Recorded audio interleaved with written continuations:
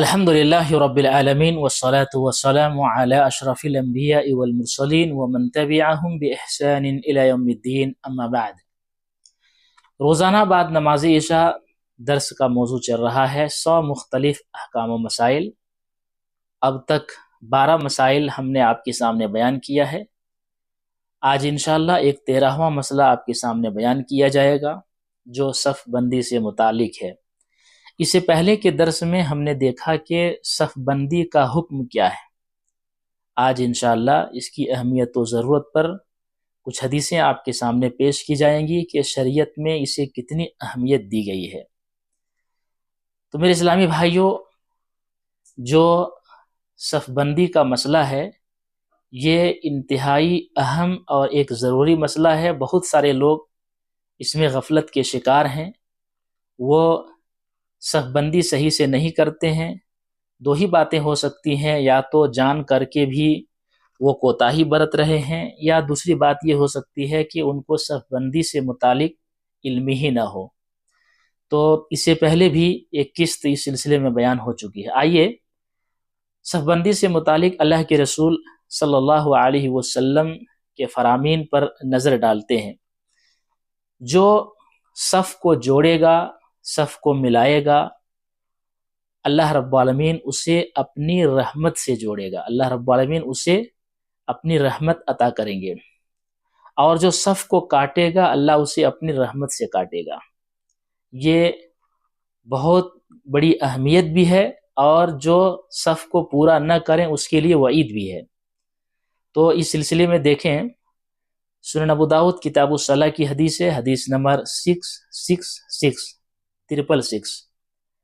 اللہ کے رسول صلی اللہ علیہ وسلم فرماتے ہیں: اقیموا الصفوف وحاذوا بین المناکب وسدوا الخلل ولینوا بأیدی اخوانکم ولا تذروا فرجات للشیطان ومن وصل صفا وصلہ اللہ ومن قطع صفا قطعہ اللہ۔ کتنی جامع حدیث ہے۔ اس حدیث پر غور کیجئے، پیارے حبیب صلی اللہ علیہ وسلم نے کیا فرمایا۔ پیارے رسول صلی اللہ علیہ وسلم فرماتے ہیں صفوں کو درست کر لو، اقیم الصفوف، صفوں کو درست کر لو، وحادوا بین المناکب، کندھوں کو برابر رکھو، وسدوا الخلل، درمیان میں فاصلہ نہ رہنے دو، اور اپنے بھائیوں کے ہاتھوں میں نرم بن جاؤ، اپنے بھائی کے حق میں نرم بن جاؤ۔ اللہ کے رسول صلی اللہ علیہ وسلم آگے بیان فرماتے ہیں وَلَا تَذَرُوا فُرُجَاتٍ لِلشَّيْطَانِ، اور شیطان کے لیے خلا نہ چھوڑو، خالی جگہ نہ چھوڑو شیطان کے لیے۔ پھر آپ صلی اللہ علیہ وسلم فرماتے ہیں وَمَنْ وَصَلَ صَفًّا وَصَلَهُ اللَّهُ، جس نے صف کو ملایا اللہ اسے اپنی رحمت سے ملائے گا، اللہ اسے اپنی رحمت سے نوازیں گے۔ اللہ اسے ملائے مطلب اپنی رحمت اللہ رب العالمین عطا کریں گے۔ اور وَمَنْ قَطَعَ صَفًّا قَطَعَهُ اللَّهُ، اور جس نے صف کو کاٹا اللہ اسے کاٹے، یعنی اللہ اسے اپنی رحمت سے کاٹ دے گا۔ تو جو صف کو ملانے والے ہیں، صف کی درستگی کرنے والے ہیں، مل کر کے کھڑے ہونے والے ہیں، اللہ رب العالمین اسے اپنی رحمت سے نوازیں گے۔ یہ صف کے ملانے کی فضیلت ہے۔ لیکن جو صف کو کاٹتے ہیں، صف میں خلا چھوڑتے ہیں اور صف کو نہیں ملاتے ہیں، وَمَنْ قَطَعَ صَفًّا قَطَعَهُ اللَّهُ، جو صف کو کاٹے اللہ اسے کاٹے، یعنی اللہ اپنی رحمت سے اسے کاٹ دیں گے۔ کتنی جامع حدیث ہے، آپ اس پر غور کریں۔ اچھا، اس سلسلے میں ایک دوسری روایت دیکھیں۔ جب کوئی شخص نماز میں خالی جگہ چھوڑتا ہے صف کے درمیان، تو جو بھی خالی جگہ ہے وہاں پر بکری کے بچے کی شکل میں شیطان جو ہے اس میں داخل ہو جاتا ہے۔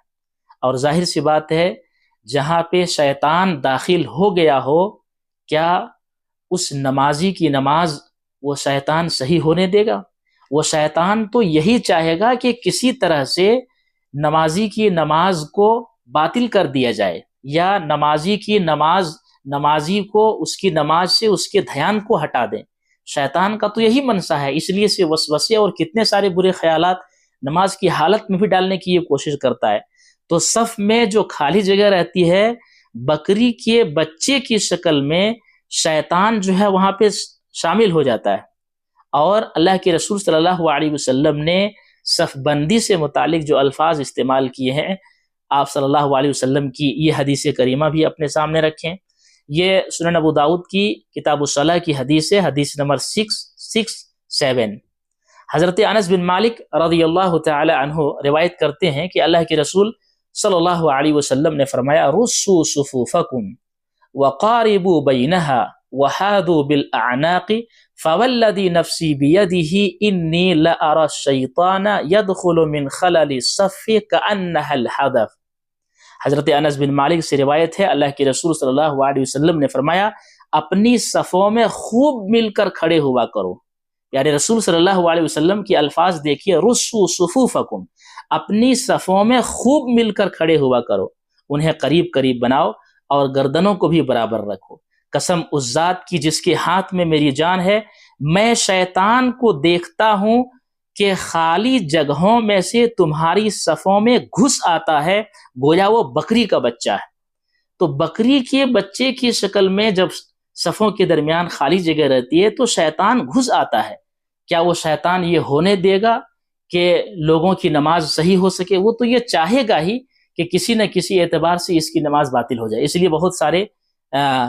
اسی لیے شیطان جو ہے بہت سارے وسوسے پیدا کرتا ہے. اس لیے صفوں کے درمیان خالی جگہ نہیں چھوڑنا ہے، ورنہ بکری کے بچے کی شکل میں شیطان اس میں داخل ہو جاتا ہے.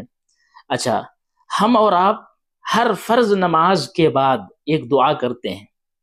کون سی دعا کرتے ہیں؟ یہ دعا کرتے ہیں اللہم اعنی علی ذکرک و شکرک و حسن عبادتک. اے اللہ تیرے ذکر، شکر اور حسن عبادت پر میری مدد فرما. تو ہر فرض نماز کے بعد ہم دعا کرتے ہیں 3 چیزوں کے لیے. ایک تو اللہ کا ذکر، اللہ کا شکر اور بہترین عبادت، حسن عبادت پر مدد مانگتے ہیں اللہ رب العالمین سے. تو صرف عبادت پر اللہ رب العالمین کی مدد نہیں مانگتے ہیں، بلکہ عبادت کی ایک کوالٹی ہے جس کو حسن عبادت کہتے ہیں. عبادت کا حسن، عبادت کی خوبصورتی، عبادت کی بیوٹی. اب میں اگر آپ سے پوچھوں کہ نماز کی بیوٹی اور اس کی خوبصورتی کیا ہے جو ہم نماز پڑھتے ہیں، تو اللہ کے رسول صلی اللہ علیہ وسلم نے نماز کا حسن اور نماز کی خوبصورتی صفوں کو برابر کرنا قرار دیا ہے. چنانچہ صحیح بخاری کی حدیث ہے، حدیث نمبر 722. حضرت ابو ہریرہ رضی اللہ تعالی عنہ روایت کرتے ہیں اللہ کے رسول صلی اللہ علیہ وسلم نے فرمایا اقیموا الصف فی الصلاۃ فإن اقامۃ الصف من حسن الصلاۃ. صفیں قائم رکھیں، یہ نماز کا حسن ہے. نبی اکرم صلی اللہ علیہ وسلم کی اس حدیث پر غور کریں کہ صفوں کو درست کیا کرو، اس لیے کہ صفوں کا درست کرنا یہ نماز کا حسن ہے.